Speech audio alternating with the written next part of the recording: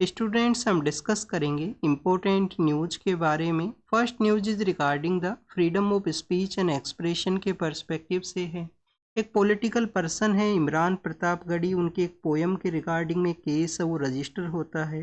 तो उसी पोएम के केस के रिगार्डिंग में सुप्रीम कोर्ट के द्वारा कुछ ऑब्जर्व है वो किया गया है freedom of speech and expression के रिगार्डिंग में। स्टूडेंट्स सुप्रीम कोर्ट के द्वारा ऑब्जर्व किया गया कि जो फ्रीडम ऑफ स्पीच है, फ्रीडम ऑफ स्पीच का जो आपको यहाँ पे फंडामेंटल राइट अवेलेबल है। आप देखिए कि ये फंडामेंटल राइट को आप poetry, theatre, stand up comedy है, सटायर है, जिसके थ्रू अगर इसको यूज किया जाता है तो उसको चेरिश करने का ज़रूरत है। एक हेल्दी और सिविलाइज सोसाइटी का ये इंटीग्रल पार्ट है। फ्रीडम ऑफ स्पीच है वो इसका इंटीग्रल पार्ट है। Yes students, there are the reasonable restrictions जो कि अवेलेबल हैं freedom of speech and expression के रिगार्डिंग में।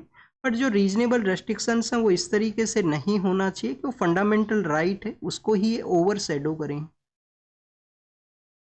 तो इन पर्सन के अगेंस्ट में जो क्रिमिनल केस रजिस्टर हुआ था उसको क्वेश किया गया है सुप्रीम कोर्ट के द्वारा। तो फ्रीडम ऑफ स्पीच को healthy and that civilise society का जो पार्ट है ऑब्जर्व किया गया। अब स्टूडेंट्स अगर हम बात करें एग्जाम के रिगार्डिंग में रीजनेबल रेस्ट्रिक्शंस के पर्सपेक्टिव से, तो आप देखिए कि ऑलरेडी हम उनको काफ़ी बार डिस्कस कर चुके हैं। 8 वो रीजनेबल रेस्ट्रिक्शन है। अगर आपको नहीं पता है तो आप अपना पॉलिटी का जो भी बुक रीड करते हो उस बुक से जाके आर्टिकल 19 के बारे में रीड कीजिए, वहाँ पे मेंशन किया गया है।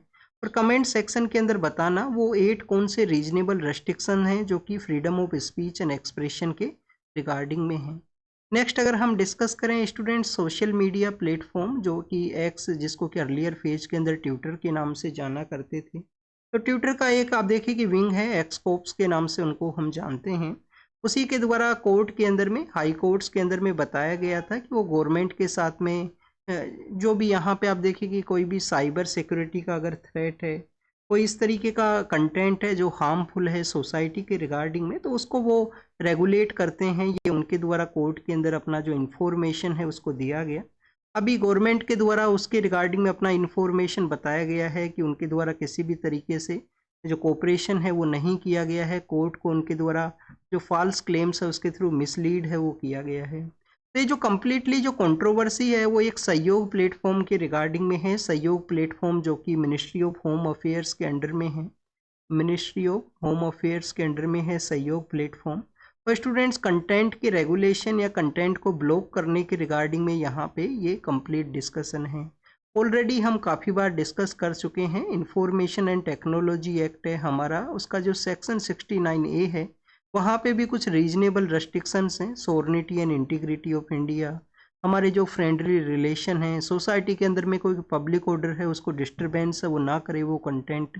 तो आप देखिए कि ऐसे कुछ रीजनेबल रेस्ट्रिक्शंस हैं जिसके बेसिस पे गवर्नमेंट के द्वारा जो वेबसाइट्स हैं उनको भी ब्लॉक किया जा सकता है। आप देखिए कि जो कंटेंट है उसको भी ब्लॉक है वो किया जा सकता है। जैसे कि अभी रिसेंटली एक मैगजीन के द्वारा डेरोगेटरी जो कार्टून है उसको पब्लिश किया गया था। हमारे जब पॉलिटिकल लीडर एक कंट्री के विजिट के लिए गए थे, तो आप देखिए उस मैगजीन का जो कंटेंट है उसको ब्लॉक किया गया था मिनिस्ट्री के द्वारा। मिनिस्ट्री ऑफ इलेक्ट्रॉनिक एंड जो इंफॉर्मेशन टेक्नोलॉजी है उसके अंडर में ये इंफॉर्मेशन टेक्नोलॉजी जो एक्ट है। नेक्स्ट अगर हम बात करें स्टूडेंट्स, अभी आप देखिए कि इस केस के अंदर भी जो पॉलिटिकल पर्सन है उस केस के अंदर में freedom of speech and expression को इंटीग्रल पार्ट है वो माना है किसी भी हेल्दी सोसाइटी के रिगार्डिंग में। तो उसी के रिगार्डिंग में एक स्टैंड अप कॉमेडियन है, उनके द्वारा कुछ जेट उनके सटायर के थ्रू या उनका जो कॉमिक एक्ट है उसके थ्रू आप देखिए कि पॉलिटिकल पर्सन के अगेंस्ट में कुछ किया गया था। पॉलिटिकल पर्सन के रिगार्डिंग में एक पोएम है वो उनके द्वारा यूज की जाती है और उसी के अगेंस्ट में फिर कंट्रोवर्सी है वो क्रिएट हुआ। अब उनको यहाँ पे अरेस्ट के रिगार्डिंग में जो इंटरिम प्रोटेक्शन है वो ग्रांट किया है मद्रास हाई कोर्ट के द्वारा। एग्जाम के रिगार्डिंग में कोई किसी तरीके से इम्पोर्टेंट है वो नहीं है। ये बोथ 2-3 न्यूज़ हैं, इनको आप रीजनेबल रेस्ट्रिक्शंस के रिगार्डिंग में रीड कर लेना कि क्या यहाँ पे रीजनेबल रेस्ट्रिक्शंस हैं गवर्नमेंट के पास में, कोई भी गवर्नमेंट के पास में, या फंडामेंटल राइट के जो रीजनेबल रेस्ट्रिक्शंस हैं गवर्नमेंट के पास में यहाँ पे हैं इंफॉर्मेशन टेक्नोलॉजी एक्ट के थ्रू। नेक्स्ट अगर हम बात करें स्टूडेंट दिल्ली हाई कोर्ट का है, तो कम्प्लीटली ये जुडिशियल इंस्टीट्यूशंस के ही जजमेंट्स हैं, उनके ऑब्जर्वेशंस हैं। दिल्ली हाई कोर्ट के द्वारा कहा गया है कि जो रेस्टोरेंट्स हैं, रेस्टोरेंट्स के द्वारा जो सर्विस चार्ज लगाया जाता है, सपोज कीजिए आप फूड के लिए जाते हो, लंच के लिए जाते हो किसी भी रेस्टोरेंट के अंदर में, तो वहाँ पे उनके द्वारा जो सर्विस पे किया गया है उसके रिगार्डिंग में भी कुछ सर्विस चार्ज हैं वो लगाया करते थे, तो जिसको कि कोर्ट के द्वारा कहा गया है कि ये वॉलेंट्री बेसिस पे हो सकता है, आप इसको एनफोर्स नहीं कर सकते, आप बिल के अंदर भी नहीं ऐड कर सकते हो इसे। और आप देखिए कि वॉलेंट्री बेसिस पे ये हो सकता है। जो हमारा सेंट्रल कंज्यूमर प्रोटेक्शन अथॉरिटी है, सेंट्रल कंज्यूमर प्रोटेक्शन अथॉरिटी, उनके द्वारा इसको ऑब्जर्व है वो किया गया है। कंज्यूमर प्रोटेक्शन अथॉरिटी जो कि आप देखिए कि 2019 का जो 19 के समय जो हमारा कंज्यूमर प्रोटेक्शन एक्ट लाया गया, उससे पहले भी एक हमारा जो एक्ट है वो हुआ करता था, बट आप देखिए 19 के एक्ट के थ्रू इसको मोर एलोबरेटिव मैनर के अंदर में मोर जो ज़रूरत है प्रेजेंट कंटेक्स्ट का उसके थ्रू जो अथॉरिटी है उसको क्रिएट किया गया है, और कंज्यूमर राइट्स के प्रोटेक्शन है वो इनके द्वारा ग्रांट है वो किया जाता है। नेक्स्ट अगर हम डिस्कस करें स्टूडेंट्स, म्यांमार और थाईलैंड का जो एरिया है वहाँ पे अर्थक्वेक का सिचुएशन क्रिएट हुआ, जिसमें आप देखिए कि 7.7 मैग्नीट्यूड का जो अर्थक्वेक है वो फेस किया गया है उन कंट्रीज़ के द्वारा। काफ़ी सारा डिजास्टर भी वो हुआ है, बिल्डिंग्स का कोलैप्स हुआ है, ब्रिज कोलैप्स हुए हैं, और कुछ लोगों का वहाँ पे कैजुअलिटी है जो डेथ है वो भी हुआ है। अदर कंट्रीज से सपोर्ट मांगा गया है, इंडियन पीएम सर के द्वारा जो सपोर्ट प्रोवाइड करने का अश्योरेंस है वो उनको कहा गया है। इंडिया हमेशा से देखिए कि कोई भी डिजास्टर का सिचुएशन रहे, चाहे वो आप देखिए कि टर्की के वहाँ पे जो अर्थक्वेक का सिचुएशन हुआ था 2023 के जनवरी के समय में, तो इंडिया के द्वारा ऑपरेशन दोस्त है उसको लॉन्च किया गया, और भी काफ़ी सारे ऐसे इनिशिएटिव्स एंड ऑपरेशन है वो समय समय पे आपको देखने के लिए मिलेंगे डिजास्टर का जो सिचुएशन है किसी भी कंट्री के वहाँ पे उस दौरान में। अब स्टूडेंट्स यहाँ पे आप देखिए कि म्यांमार और थाईलैंड के बारे में है, तो एक बार इनका लोकेशन को हम प्रैक्टिस कर लेते हैं। लोकेशन आप देखिए कि यूपीएससी के एग्जाम के रिगार्डिंग में। स्टूडेंट सपोज कीजिए इंडिया का पार्ट है, सपोज कीजिए इंडिया का पार्ट है, फिर यहाँ पे एक्सटेंशन है, बे ऑफ बंगाल का रीजन है, वेस्ट बंगाल यहाँ बांग्लादेश है वो यहाँ पे सिचुएटेड है। फिर स्टूडेंट्स इस तरीके से आपको यहाँ पे जो म्यांमार का जो एक्सटेंशन है वो मिलेगा, और म्यांमार के ही आप देखिए कि जो ईस्टर्न पार्ट है वहाँ पे थाईलैंड है वो सिचुएटेड है, वहाँ पे थाईलैंड सिचुएटेड है। अब इस रीजन के अंदर में आपको ये पता होना चाहिए, ये साउथ ईस्ट एशिया का जो रीजन है, यहाँ बेसिकली वैसे तो ये साउथ एशिया का ही पार्ट है, तो इसके अंदर में कौन सा ऐसा कंट्री है जो लैंड लॉक है। स्टूडेंट्स आपको एकमात्र ऐसा कंट्री है, लाओस नाम का जो कंट्री है, लाओस जो है वो आप देखिए कि लैंड लॉक है। यहाँ से हमारा जो 23.5 नाम का जो ट्रॉपिक ऑफ कैंसर है जो पास होता है, तो आप देखिए कि स्टूडेंट जो राजस्थान है, राजस्थान के बाद में गुजरात है, फिर मध्य प्रदेश है, इस तरीके से ये पास होता है बेसिकली। तो क्या स्टूडेंट्स ये यहाँ पे थाईलैंड के साथ भी अपना एरिया शेयर करता है, थाईलैंड के साथ में भी 23.5 जो है। एक बार हम कंट्रीज को ही प्रैक्टिस कर लेते हैं यहाँ पे कि 23.5 है वो कौन कौन से कंट्रीज के थ्रू पास होता है।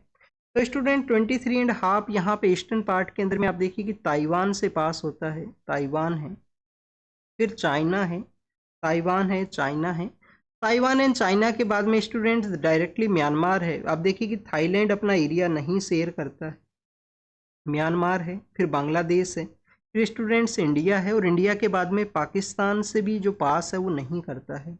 हो सकता है आपसे ऐसा कोई सवाल पूछ लिया जाए इस ट्रॉपिक ऑफ कैंसर के रिगार्डिंग में।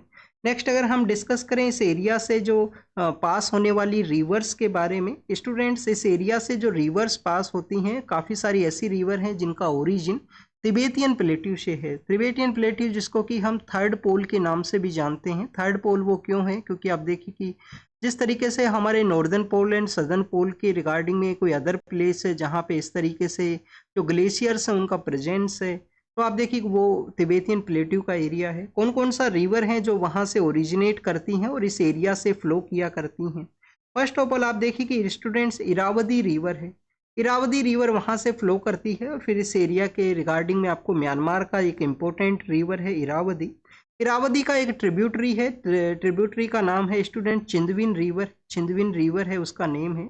इरावदी रिवर आप यहाँ पे याद रखना, इरावदी रिवर है जो ओरिजिनेट करता है कहाँ से, तिबेतियन प्लेट्यू से। इसका ट्राइब्यूटरी कौन सा है, चिंदविन रिवर इसका ट्राइब्यूटरी है, जो कि आप देखिए ओरिजिनेशन है उसका नहीं है वहाँ से तिबेतियन प्लेट्यू से। तो स्टूडेंट्स इसके ईस्टर्न पार्ट के अंदर में एक रिवर होती है जिसको कि हम साल्वीन रिवर के नाम से जानते हैं। साल्वीन रिवर का कोई भी लिंकेज है वो नहीं है तिबेतियन प्लेट्यू के साथ में। एक स्मॉलर रिवर है जो आप देखिए कि ओरिजिनेट इसी एरिया के अंदर में करती है। चाओ फ्राया नाम का एक रिवर है, थाईलैंड का one of the largest river है चाओ फ्राया, वो भी आप देखिए कि फिर तिबेतियन प्लेट्यू से ओरिजिनेट करती है, चाओ फ्राया नाम का जो रिवर है। और फिर ईस्टर्न पार्ट के अंदर में आपको मकोंग नाम का जो रिवर है वो आपको देखने के लिए मिलेगा। ईस्टर्न पार्ट के अंदर में मकोंग नाम का रिवर है।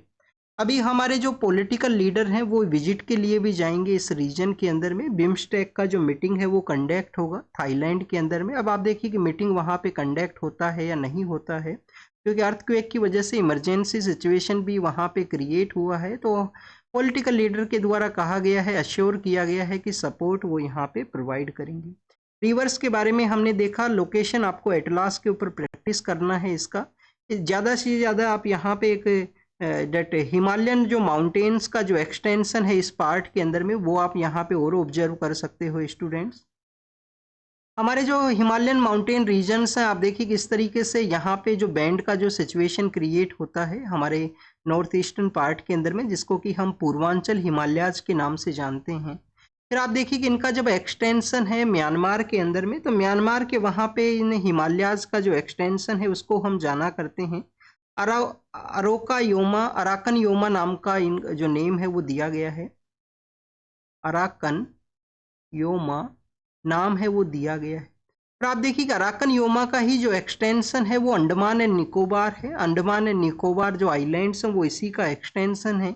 यहाँ पे 2 वोल्कनिक एक्टिव आइलैंड भी हुआ करते हैं। एक तो बैरन आइलैंड है जो इंडिया के अंडर में है।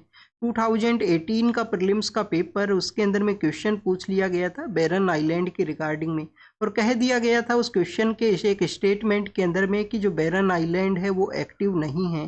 फिर आप देखिए कि 18 के ही जनवरी के समय में या 17 के समय में वो एक्टिव होता है, वहाँ पे वोल्कनिक इरप्शन है वो हुआ था।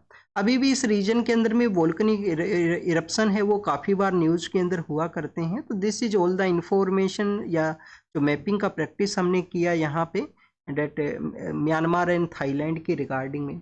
अराकन हिल्स का एक और इम्पोर्टेंट है, हमारे मानसून के अंदर भी इम्पोर्टेंट रोल प्ले करती हैं अराकन हिल्स जो हैं। मानसून हमारा जो मेजरली मानसून का कौन सा है, हमारा साउथ वेस्ट एशिया का। और आप देखिए कि नॉर्थ ईस्ट मानसून भी है जो कि ओनली इस कोरामंडल कोस्ट को जो बारिश है वो रिसीव होता है। कोरामंडल कोस्ट जिसके अंदर हमारा पुडुचेरी है, जिसमें तमिलनाडु का एरिया है, जहाँ पे बारिश आपको अक्टूबर नवंबर के समय देखने के लिए मिलेगा। जो मानसून का विंड्स वापस से रिट्रीट करती हैं, वापस से आती हैं, और बे ऑफ बंगाल के रीजन के अंदर में आप देखिए कि मॉइस्चर को वो गेन करती हैं। तो साउथ वेस्ट जो मानसून है, जो मेजर मानसून है, जो कि जून एंड जुलाई के समय में मेजरली हुआ करता है, उसका विंड्स जब यहाँ पे पहुँचती हैं तो अराकन हिल्स से आप देखिए कि डिफ्लेक्ट होके फिर हमारा जो सेंट्रल पार्ट ऑफ इंडिया है, जो हमारा ये जो रीजन है, इसको बारिश है वो रिसीव करवाता है। अराकन हिल्स का इम्पोर्टेंस है हमारे डेट मानसून क्लाइमेटिक कंडीशन की वजह से भी। सिंधवीन रिवर है और इरावदी रिवर है, ये आपको कालधान जो प्रोजेक्ट है उसके रिगार्डिंग में भी आपको इसका पता है, वो जरूर से होना चाहिए। तो ये तो हमने डिस्कस किया। नेक्स्ट आप देखिए कि डेट जीएस पेपर सेकंड, और अगर आपका पॉलिटिकल साइंस और आईआर आपका ऑप्शनल है तो उसके रिगार्डिंग में एक इम्पोर्टेंट आर्टिकल है। टीएस त्रिमूर्ति सर हैं जो कि ब्यूरोक्रेट हैं, वो हुआ करते थे यूएन के, वहाँ पे इंडिया के रिप्रेजेंटेटिव थे। तो उनके द्वारा लिखा गया है कि जो प्रेजेंट जियोपॉलिटिकल सिचुएशंस हैं, इन जियोपॉलिटिकल सिचुएशन के अंदर में इंडिया को अपना एक एक्टिव रोल है वो प्ले करने का ज़रूरत है। कैसे एक जियोपॉलिटिकल विजन है उसको लार्जर लेवल के ऊपर जो प्ले है वो किया जा सकता है इंडिया के द्वारा। स्टूडेंट्स, यहाँ पे बेसिकली बताया ये गया है कि रसिया और यूक्रेन का कन्फ्लिक्ट हुआ। रसिया और यूक्रेन का कन्फ्लिक्ट हुआ, काफ़ी सारे ग्लोबल लीडर्स के द्वारा कहा गया कि आपके द्वारा जो कन्फ्लिक्ट है उसको रिजोल्व करना चाहिए। हमारे जो पीएम सर हैं वो रसिया के विजिट के लिए जाते हैं, यूक्रेन के विजिट के लिए भी गए। वहाँ पे उनके द्वारा कहा गया कि ये जो प्रेजेंट एरा है जो है वॉर का एरा नहीं है, लड़ाई का एरा नहीं है, डायलॉग एंड डिस्कशन को आप कीजिए। हमारा जो इंडियन लैंड है वो बुद्ध का लैंड है, युद्ध का जो लैंड है वो नहीं है। हम हमेशा पीस को प्रमोट करते हैं, हमारे पॉलिटिकल लीडर्स के द्वारा पीस को प्रमोट किया जाता है। तो इन सभी जो ग्लोबल लीडर्स हैं जिनके द्वारा रशिया यूक्रेन कन्फ्लिक्ट को रिजोल्व करने के रिगार्डिंग में एक्टिव रोल प्ले किया गया था, उसको उनको आप देखिए कि जो थैंक्स है या उनका जो कंट्रीब्यूशन है उसको रिकॉग्नाइज किया गया है रसिया के पॉलिटिकल लीडर के द्वारा रिसेंटली। तो उसी के पर्सपेक्टिव से डिस्कशन यहाँ पे ये है कि इंडिया के द्वारा क्यों प्रेजेंट कंटेक्स्ट के समय में एक्टिव रोल है वो नहीं प्ले किया जाता है, कोई भी जो ग्लोबल कन्फ्लिक्ट है, कोई भी वहाँ पे जियोपॉलिटिकल सिचुएशन है उसके अंदर में। तो स्टूडेंट्स इंडिया आप देखिए कि अभी रेफ्रेन करता है, उसके बिहाइंड में कुछ कुछ रीजन्स ऐसे भी हैं कि डेट इंडिया को यहाँ पे इकोनॉमिक डेवलपमेंट को कैरी आउट करना है। हमारा कुछ हिस्टोरिकल यहाँ पे कुछ ऐसे रीजन्स रहे हैं, नॉन अलाइनमेंट मूवमेंट का जो हमारा फिलोसफी है जो हमने ही फाउंड किया था हमारे कंट्री के पॉलिटिकल लीडर्स के द्वारा। पंचशील का सिद्धांत जो तो बेसिकली आप देखिए कि चाइना के साथ में था, उसका भी रीजन यही था कि नॉन इंटरवेंशन कैरी आउट करना है एक अदर कंट्री के जो इंटरनल रिलेशंस हैं उसके अंदर में। क्या इंडिया ने हमेशा से ही इस तरीके से रेफ्रेन का जो पॉलिसी है उसको अडोप्ट वो किया है? क्या कभी भी इंडिया के द्वारा जियोपॉलिटिकल सिचुएशन के अंदर में कोई एक्टिव रोल है वो नहीं प्ले किया गया? तो आप देखिए कि ऐसा नहीं है। ऐसा इस वजह से नहीं है, आप बांग्लादेश को ऑब्जर्व कीजिए 1971 के समय जब वहाँ पे इस तरीके का सिचुएशन था कि एक रीजन के वहाँ पे कंटिन्यूस जो ऑपरेस है वो किया गया था वहाँ पाकिस्तान का जो वेस्टर्न पाकिस्तान रीजन है उसकी अथॉरिटीज़ के द्वारा। तो स्टूडेंट्स बांग्लादेश क्रिएशन के अंदर में इंडिया का एक एक्टिव रोल है, ये आपको ज़रूर से पता होना चाहिए। हमारे जब जो वर्ल्ड का डोमिनेंट पावर्स हैं जो इंडिया के अगेंस्ट में थे, जब इंडिया ने अपना एक्टिव रोल प्ले करते हुए एक अदर कंट्री है उसको क्रिएट किया, वो स्टेबल सिचुएशन के अंदर में था। अब देखिए कि अभी प्रेजेंट समय में वहाँ पे अनस्टेबिलिटी है वो फिर से आया है, नहीं वो स्टेबल सिचुएशन के अंदर था कंटिन्यूस। नेक्स्ट अगर हम डिस्कस करें स्टूडेंट्स, आप देखिए कि 71 का जो स्टेप के अलावा 1988 के समय लिट्टे नाम का जो पॉलिटिकल ग्रुप है, इसके अलावा जो लोकल वहाँ पे जो मिलिटेंट पर्सन्स हुआ करते थे उनके द्वारा कूप का कोशिश किया गया था। कहाँ पे किया गया था स्टूडेंट्स? मालदीव के वहाँ पे। मालदीव के वहाँ पे पावर को चेंज करने का जो कोशिश है वो किया गया था। तो उस समय में आप देखिए कि इंडियन फोर्सेज के द्वारा एक्टिव रोल प्ले किया गया। ऑपरेशन कैक्टस उसका नेम है। ऑपरेशन क्या नाम है स्टूडेंट्स? कैक्टस। ऑपरेशन कैक्टस के थ्रू इंडिया का वहाँ पे इंटरवेंशन है। नेक्स्ट अगर हम बात करें स्टूडेंट 2009 के समय में जब श्रीलंका के वहाँ पे सिविल वॉर का सिचुएशन था, तो लिट्टे नाम का जो ग्रुप है, आप देखिए कि लिट्टे के रिगार्डिंग में तो ऑलरेडी भी हमारी फोर्सेज वहाँ पे पहुँचे थे जब श्रीलंका में सिविल वॉर का सिचुएशन क्रिएट होता है। फिर 2009 के समय भी इंडिया का सपोर्ट था, लिबरेशन ऑफ तमिल टाइगर इलम है उसको एलिमिनेट करने के रिगार्डिंग में, क्योंकि एक आप देखिए कि वायलेंस का सिचुएशन है, सिविल वॉर का सिचुएशन है वो क्रिएट करता था। तो इस तरीके से इंडिया का एक्टिव रोल रहा है जियोपॉलिटिकल कोई कन्फ्लिक्ट का जो सिचुएशन है उसके रिगार्डिंग में। अगर हम बात करें अदर सपोर्ट्स का या अदर कंट्रीब्यूशन का, तो इंडिया ने हमेशा जो पब्लिक के वेल बीइंग के रिगार्डिंग का कोई यहाँ पे इनिशिएटिव है, कोई यहाँ पे डिजास्टर का कोई सिचुएशन है, तो उसके अंदर भी एक्टिव रोल है वो प्ले किया है।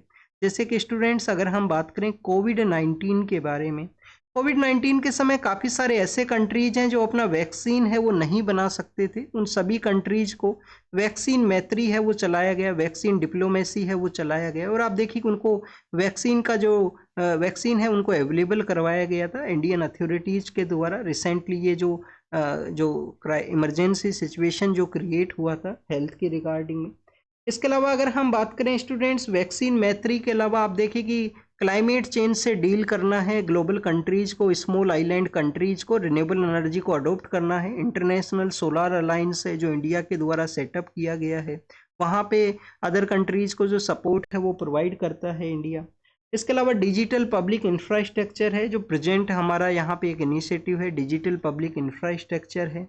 हमारा जो ministry of that foreign affairs है उसके अंडर में आप देखिए कि एक यहाँ पे एक विंग है जो बेसिकली जो अफ्रीकन कंट्रीज है उनको यहाँ पे टेक्निकल जो सपोर्ट है वो प्रोवाइड करता है। तो ह्यूमैनिटेरियन पर्सपेक्टिव से इंडिया का हमेशा से जो वेल सपोर्टर है, फर्स्ट रेस्पोंडर है वो रहा है, कोई भी ह्यूमैनिटेरियन क्राइसिस हुआ है। मालदीव के वहाँ पे आप देखिए कि डेट वहाँ का जो वाटर ट्रीटमेंट प्लांट है वो फेलियर होता है, इंडिया के द्वारा उनको वाटर है वो अवेलेबल करवाया गया, वाटर का जो सपोर्ट है वो प्रोवाइड करवाया गया था 2014-15 के समय में। नेक्स्ट अगर हम बात करें स्टूडेंट्स, ये तो कुछ ऐसे प्रेजेंट रीजन्स रहे। क्या हिस्टोरिकल रीजन है इंडिया कभी भी एक्टिव रोल है वो नहीं प्ले करता है, या प्रेजेंट कन्फ्लिक्ट के एरियाज के अंदर में अपना एक्टिव रोल है वो नहीं कैरी आउट किया जाता है?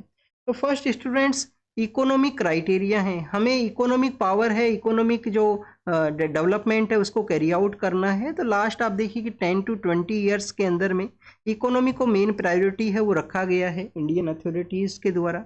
नॉन अलाइनमेंट मूवमेंट का यहाँ पे एक हिस्टोरिकल इन्फ्लुएंस होना कि किसी भी कंट्री के इंटरनल रिलेशन के अंदर में हमें डेट इंटरवेन है वो नहीं करना है।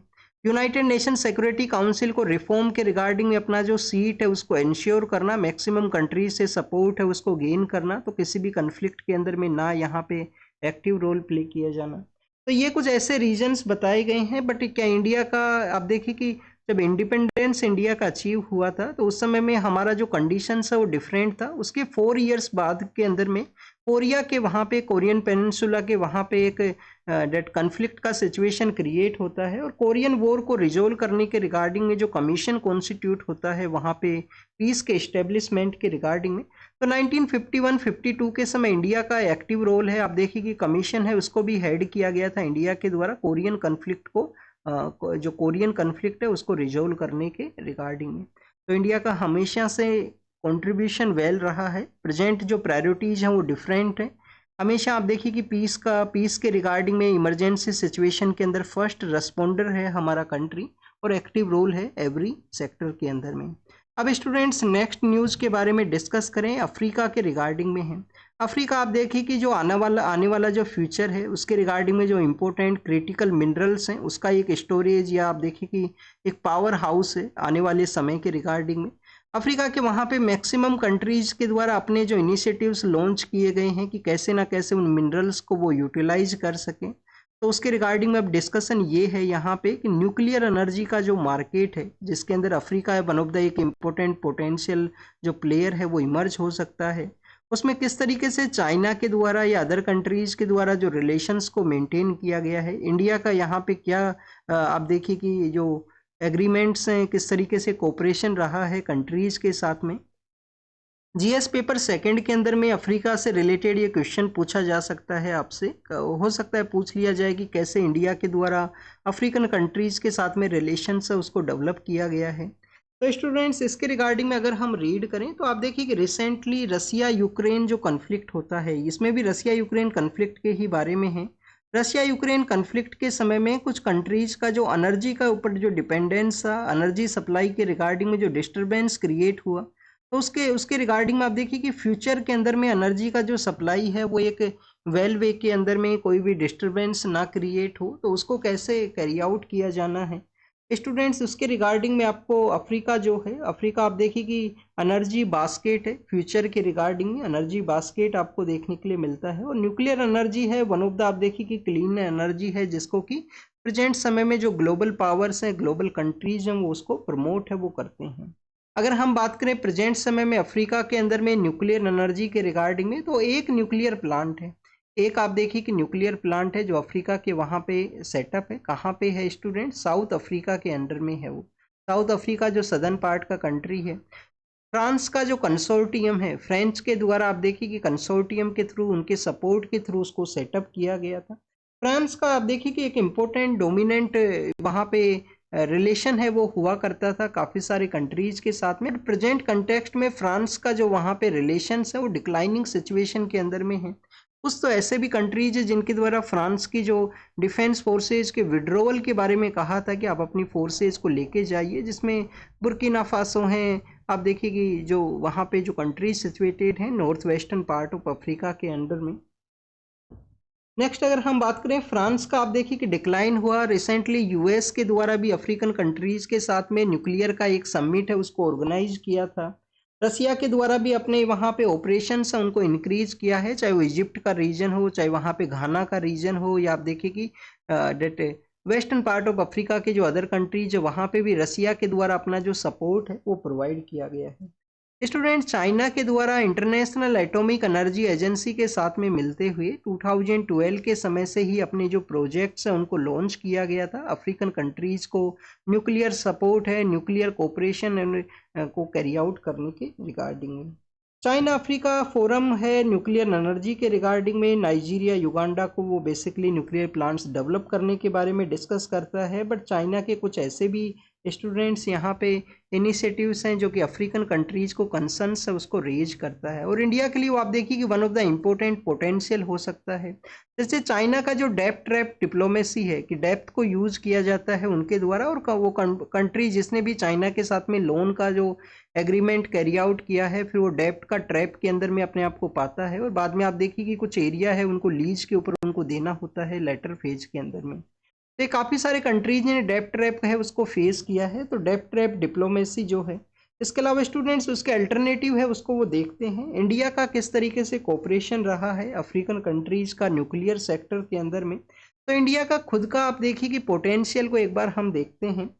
हमारा 8000 के आसपास जो मेगावाट हमारा प्रेजेंट समय में न्यूक्लियर का जो पोटेंशियल है जिसको हम यहाँ पे डेट प्रोड्यूस है वो करते हैं, न्यूक्लियर एनर्जी है। हमारा जो कैपेसिटी है उसको हमें डेवलप करना है 100 गीगावाट के रूप से। 100 गीगावाट हमारा टारगेट है 2047 तक हम न्यूक्लियर सेक्टर के अंदर में इतना जो एनर्जी है उसको प्रोड्यूस कर सकें। अफ्रीका के साथ में स्टूडेंट्स यूरेनियम के रिगार्डिंग में, यूरेनियम का भी इम्पोर्टेंट सोर्स है, तो इंडिया ने सिविल न्यूक्लियर एग्रीमेंट है उसको साइन किया है उन वहाँ पे कंट्रीज के साथ में। 2009 के समय नामीबिया नाम का जो कंट्री है, नामीबिया आप देखिए कि कहाँ पे है, अफ्रीका के जो साउथ अफ्रीका है उसके डेट वहीं नियर बाई एरिया के अंदर में नामीबिया है वो सिचुएटेड है। लोकेशन एक बार ज़रूर से देख लेना। चीताज जो है वो वहाँ से लाए गए हैं, नामीबिया का भी एक इम्पोर्टेंट कॉन्ट्रीब्यूशन है। तो स्टूडेंट्स नामीबिया है उसके साथ में सिविल न्यूक्लियर जो एग्रीमेंट है वो साइन किया है। नाइजर नाम का जो कंट्री है उनके साथ में भी एक एग्रीमेंट है वो साइन हुआ है यूरेनियम सप्लाई के रिगार्डिंग में। तो ये इंडिया का यहाँ पे कुछ कॉन्ट्रीब्यूशंस हमने रीड किए। नेक्स्ट आप देखिए कि अफ्रीका जो हमने रीड किया है कि न्यूक्लियर एनर्जी को वहाँ पे डेवलप किया जाए, ग्लोबल कंट्रीज का एक रेस है, कंपटीशन है वहाँ पे मोर एरिया को इंश्योर करने का। तो अफ्रीका का पोटेंशियल कितना है, कितना एनर्जी वहाँ पे प्रोड्यूस हो सकता है। तो आप देखिए कि 2035 तक वहाँ पे 105 मेगावाट का जो न्यूक्लियर एनर्जी है वो आप प्रोड्यूस हो सकता है। प्रेजेंट समय में ओनली 1 न्यूक्लियर प्लांट है। आने वाले समय के अंदर में घाना है, रवांडा है, वहाँ पे न्यूक्लियर प्लांट अगर डेवलप होते हैं तो इतना 100 मेगावाट के आसपास जो एनर्जी है उसको प्रोड्यूस किया जा सकता है, और आने वाले समय के अंदर में और भी ज़्यादा वहाँ पे एनर्जी प्रोडक्शन है वो कैरी आउट हो सकेगा। तो ये एनर्जी के बारे में हमने रीड किया जो कि इम्पोर्टेंट है प्रेजेंट कंटेक्स्ट के रिगार्डिंग में। पाकिस्तान का जो माइंड सेट है उसके बारे में हमारे जो मिनिस्टर ऑफ एक्सटर्नल अफेयर है उनके द्वारा कहा गया है कि जैसे ही बांग्लादेश क्रिएट हुआ 1971 के समय में, वो जो सिचुएशन है कि आपका कंट्री का एक पार्ट है वो आपसे अलग होता है, अदर कंट्री वो बनता है, उसके बाद में भी आप देखिए कि जो पाकिस्तान अथॉरिटीज़ है उनका जो माइंड सेट है वो नहीं चेंज हो चुका है। हमारा जो फॉर्मर प्राइम मिनिस्टर हैं उनके वो इनिशिएटिव्स हैं वो भी उनका जो अथॉरिटीज़ का जो माइंड सेट है वो नहीं चेंज कर सके। क्यों नहीं चेंज कर सके स्टूडेंट्स? कंटिन्यूस आप देखिए कि पाकिस्तान के अंदर में जो माइनॉरिटी कम्युनिटीज़ हैं उनके अगेंस्ट में वायलेंस आपको देखने के लिए मिलेगा। ब्लास्फेमी का वहाँ पे एक लॉ है जिसमें आप देखिए कि आसिया बीबी का एक केस है। आसिया बीबी एक लेबरर है वो हुआ करती थी। ब्लास्फेमी का लॉ बेसिकली इस तरीके से है कि किसी ने बता दिया कि मेरे ड्रीम के अंदर में आया है कि आपने डेट भगवान का जो निंदा है वो की है किसी भी तरीके से डिफरेंट वे के अंदर में। अभी कुछ ईयर पहले श्रीलंका का आप देखिए कि एक फैक्ट्री का जो वहाँ पे ओनर था उसको जो पब्लिक के द्वारा जला दिया गया था ब्लास्फेमी लॉ के थ्रू ही, क्योंकि उनके द्वारा कुछ वहाँ पे लाइन्स वो लिखवा दी गई हैं, उनके अगेंस्ट में कुछ काम करवाया गया। तो इस तरीके से वहाँ पे बेसिकली आप देखिए कि इस तरीके से सोसाइटी है वो डिवाइड है। ऑलरेडी सोसाइटी ऐसे डिवाइड है कि लैंग्वेज का वहाँ पे लैंग्वेज का असर्टिवनेस का एक प्रॉब्लम आपको देखने के लिए मिलेगा। लोकल जो लोगों का डेट कल्चर एंड जो प्रैक्टिस है उनको आप देखिए कि इरोड किस तरीके से करना है। इस तरीके का जो प्रैक्टिस है वो एक बाइगोट माइंडसेट है जो कि नहीं चेंज हो चुका है, कंटिन्यूस वो बताया गया। कंटेम्प्ट ऑफ कोर्ट के बारे में है कि कोर्ट का जो अथॉरिटी है, कोर्ट का जो जजमेंट है उसको अगर नहीं फॉलो किया जाता है तो कंटेम्प्ट ऑफ कोर्ट का वो प्रोसेस के अंदर में है। 1.45 लाख के आसपास जो आप देखिए कि कंटेम्प्ट ऑफ कोर्ट के जो केसेज हैं वो पेंडिंग हैं। क्या ओरिजिनली कॉन्स्टिट्यूशन के अंदर में कंटेम्प्ट के रिगार्डिंग में मेंशन है, या 1971 का जो कंटेम्प्ट ऑफ कोर्ट एक्ट है वो इसको डील करता है? ये आपको रीड कर लेना पॉलिटी के बुक के अंदर में। कंटेम्प्ट ऑफ कोर्ट के रिगार्डिंग में 2020 का जो प्रीलिम्स का पेपर है उसके अंदर में क्वेश्चन पूछ लिया गया था। सॉरी, ईयर एग्जैक्ट नहीं पता है स्टूडेंट्स, ये क्वेश्चन जरूर पूछा गया था यूपीएससी के द्वारा 2020 या 21 के समय। ये क्वेश्चन था कंटेम्प्ट ऑफ कोर्ट के रिगार्डिंग में। नेक्स्ट आप देखिए कि पीएम सर के द्वारा अश्योर किया गया है कि म्यांमार और थाईलैंड को जो असिस्टेंस है वो प्रोवाइड किया जाएगा। आप देखिए कि एनएचआरसी जो भी कोई इश्यू होता है ह्यूमन राइट का जिसको कि अपनी कंसिडरेशन के अंदर में टेक ओवर करता है, तो एक यूनिवर्सिटी के वहाँ पे नेपाल के स्टूडेंट का डेथ हुआ था, उसको नेग्लिजियंस, यूनिवर्सिटी का नेग्लिजियंस है वो मानते हुए एनएचआरसी के द्वारा यहाँ पे ऑब्जर्व है वो किया गया है। एनएचआरसी को काफ़ी बार इसको हेड करने वाले जो अर्लियर फेज के अंदर में तो एक आप देखिए कि इस तरीके से प्रोसेस हुआ करता था कि जो फॉर्मर सीजीआई हैं वही एनएचआरसी को हेड करेंगे, नेशनल ह्यूमन राइट कमीशन, जो कि 1993 के समय में as a non constitutional body के रूप से सेटअप है वो होता है। आप देखिए कि एनएचआरसी को हमारे फॉर्मर जो सीजीआई हैं एचएल दत्तू सर, उनके द्वारा कह दिया गया था कि ये टूथलेस टाइगर है, टूथलेस टाइगर है। टूथलेस टाइगर किस तरीके से है कि इनका द्वारा जो जजमेंट दिया जाता है उसको आप देखिए कि ये इम्प्लीमेंटेशन के अंदर में नहीं ला सकते हैं, ओनली ये जजमेंट को ऑब्जर्व कर सकते हैं। कोई भी यहाँ पे ह्यूमन राइट का वायलेशन है उसके रिगार्डिंग में सीबीएसई के द्वारा एक पेरेंटिंग एंड एजुकेशन के रिगार्डिंग में एक सर्वे कंडक्ट होता है जिसके अंदर में बताया जाता है कि one of the out of the 5 जो पेरेंट्स हैं वो पेरेंटिंग के जो चैलेंज है उसको फेस करते हैं। एजुकेशन के रिगार्डिंग में एक और न्यूज़ था, केरल का गवर्नमेंट के द्वारा गवर्नमेंट को कहा गया है कि एजुकेशन को एक ऑटोनॉमी प्रोवाइड किया जाए। प्रेजेंट समय में जो एजुकेशन जो है वो कंकरेंट लिस्ट के अंदर में है। 42nd कॉन्स्टिट्यूशन अमेंडमेंट एक्ट के थ्रू एजुकेशन को डेट कंकरेंट लिस्ट उसके अंदर में ऐड किया गया था। आप देखिए कि 5 वो सब्जेक्ट हैं जिनको कि स्टेट लिस्ट से निकालते हुए कंकरेंट लिस्ट है उसके अंदर में ऐड है वो किया गया। एजुकेशन के काफ़ी सारे सर्वे हुआ करते हैं, हम समय समय पे उनको रीड करते हैं। कौन कौन से सर्वे हैं स्टूडेंट्स? एनजीओ प्रथम के द्वारा एक सर्वे कंडक्ट होता है। सर्वे का नाम है स्टूडेंट्स एसर। एसर क्या है? Annual status of education report है, annual status of education report, जो कि आप देखिएगा आउट ऑफ द स्कूल ये सर्वे कंडक्ट होता है। एनजीओ का ये सर्वे है 2005 के समय स्टार्ट हुआ था। इम्पोर्टेंट है, हमारा जो बेसिक फाउंडेशनल लर्निंग है उसके रिगार्डिंग में अपना जो डाटाज है वो ये बताया करता है एनजीओ प्रथम का ये जो रिपोर्ट है। एनसीईआरटी जो इंस्टीट्यूशन है जो जिनके द्वारा भी आप देखिए कि नेशनल अचीवमेंट सर्वे को कंडक्ट किया जाता है, एनसीईआरटी के द्वारा ये सर्वे होता है। National council for education and research and training, जो कि एनसीईआरटी नाम का इंस्टीट्यूशन है। अब आप देखिए कि सीबीएसई के द्वारा ये सर्वे कंडक्ट हुआ है यहाँ पे पेरेंटिंग का एजुकेशन के अंदर में क्या चैलेंज है उसके रिगार्डिंग में। ये आप देखिए कि एग्जाम के अंदर में हार्डली क्वेश्चन यहाँ से पूछे, इन दो के रिगार्डिंग में क्वेश्चन आपसे पूछा जा सकता है। ये अचीवमेंट सर्वे और annual status of education report है, इनको जरूर आप अच्छे से प्रिपेयर है वो कर लेना। नेक्स्ट आप देखिए कि स्टूडेंट्स डेटरेंस के बारे में है कि चाइना को डेटरेंस का नीड है चाइना के एक्शंस के अगेंस्ट में। कहाँ पे? साउथ चाइना सी के अंदर में। यूएस के जो यहाँ पे एक सेक्रेटरी हैं स्टूडेंट्स डिफेंस के, वो विजिट के लिए गए हैं फिलीपाइंस के वहाँ पे। फिलीपाइंस जो कि कंटिन्यूस चाइना का जो डोमिनेंट सिचुएशन है, डोमिनेंट पोजीशन है साउथ चाइना सी के अंदर में, उसको चैलेंज करता है कि तो उनका जो एक्सक्लूसिव एरिया है उसके अंदर में जो डोमिनेंट सिचुएशन है उसको ना कैरी आउट किया जाए। नेक्स्ट आप देखिए कि इजराइल के द्वारा बैरूत के वहाँ पे स्ट्राइक किया गया है, जो कि हजीबुल्ला को टारगेट करने के रिगार्डिंग में बताया गया था। बट आप देखिए कि जो सीज फायर एग्रीमेंट साइन हुआ उसके बाद में फर्स्ट टाइम जो लेबनान, जो कि नॉर्दर्न पार्ट ऑफ इजराइल के अंदर सिचुएटेड है, वहाँ पे जो स्ट्राइक है वो कंडक्ट हुआ। ईरान के द्वारा कहा गया है कि न्यूक्लियर एग्रीमेंट के रिगार्डिंग में डिस्कशन है वो करेंगे, लेटर फेज के अंदर में वो करेंगे। क्या स्टूडेंट्स ईरान जो है वो पाकिस्तान के साथ अपना एरिया शेयर करता है? यस स्टूडेंट्स, पाकिस्तान के साथ अपना एरिया शेयर करता है। पाकिस्तान का जो बलूचिस्तान रीजन है, ईरान के वहाँ पे जो रीजन है उसका नाम है सिस्तान बलूचिस्तान। तो जो बलूच पीपल्स का एक डेट कम्युनिटी है, जो लोगों का प्रेजेंस है, जो अलग अलग पार्ट के अंदर में डिवाइड है। कुछ पार्ट पाकिस्तान के अंदर है, कुछ पार्ट ईरान के अंदर में है, और कुछ part southern part of Afghanistan जो है जहाँ पे भी वो बलूच पीपल्स हैं वो रहा करते हैं। टर्की के वहाँ पे, टर्की जिसने अपना नाम है तुर्कई किया है, तुर्कई के वहाँ पे आप देखिए कि प्रोटेस्ट है, तो कुछ जर्नलिस्ट है उनको डिटेन्ड है, वो किया गया है। तुर्की का लोकेशन हमने कुछ दिन पहले देखा था, कुछ दिन पहले रीड किया था। अभी हमने यहाँ पे ईरान के बारे में डिस्कस किया, तो ये भी आपको एक पता होना चाहिए। 3 जो वाटर बॉडी हैं उसके साथ अपना एरिया शेयर करता है ईरान। नॉर्दर्न पार्ट के अंदर में कैस्पियन सी है, जहाँ पे इनका डेट रामसर नाम का जो सिटी है वो सिचुएटेड है। रामसर नाम का इनका सिटी सिचुएटेड है, जहाँ पे रामसर कन्वेंशन है वेटलैंड्स के कंजर्वेशन के रिगार्डिंग में, वो एग्जिस्टेंस में आता है।